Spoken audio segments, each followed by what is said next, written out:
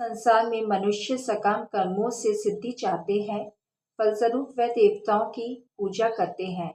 निसंदेह इस संसार में मनुष्य को सकाम कर्म का फल शीघ्र प्राप्त होता है। तात्पर्य, इस जगत के देवताओं के विषय में भ्रांत धारणा है और विद्वता का दंभ करने वाले अल्पज्ञ मनुष्य इन देवताओं को परमेश्वर के विभिन्न रूप मान बैठते हैं। वस्तुतः ये देवता ईश्वर के विभिन्न रूप नहीं होते, किंतु ये ईश्वर के विभिन्न अंश होते हैं। ईश्वर तो एक है, किंतु अंश अनेक है। वेदों का कथन है, कृष्ण ही एकमात्र परमेश्वर है और सभी देवताओं को इस भौतिक जगत का प्रबंध करने के लिए शक्तियां प्राप्त हैं। ये देवता जीवात्माएं हैं जिन्हें विभिन्न मात्रा में भौतिक शक्ति प्राप्त है। वह कभी परमेश्वर नारायण, विष्णु या कृष्ण के तुल्य नहीं हो सकते। जो व्यक्ति ईश्वर तथा देवताओं को एक स्तर पर सोचता है, वह नास्तिक या पाखंडी कहलाता है। यहाँ तक कि ब्रह्मा तथा शिवजी जैसे बड़े बड़े देवता भी परमेश्वर की समता नहीं कर सकते।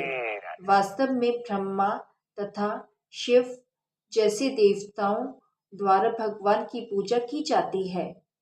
तो भी आश्चर्य की बात यह है कि अनेक मूर्ख लोग मनुष्यों के नेताओं की पूजा उन्हें अवतार मानकर करते हैं।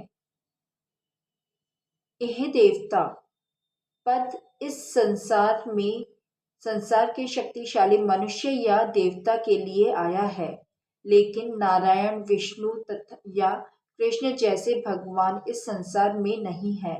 वह भौतिक सृष्टि से परे रहने वाले हैं।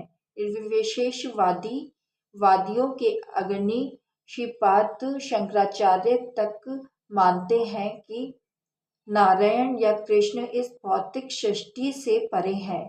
फिर भी मूर्ख लोग देवताओं की पूजा करते हैं, क्योंकि वे तत्काल फल चाहते हैं। उन्हें फल मिलता भी है, किंतु वे यह नहीं जानते कि ऐसे फल क्षणिक होते हैं और अल्पज्ञ मनुष्यों के लिए है। बुद्धिमान व्यक्ति कृष्ण भावनामृत में स्थित रहता है। उसे किसी तत्काल क्षणिक लाभ के लिए किसी तुच्छ देवता की पूजा करने की आवश्यकता नहीं रहती।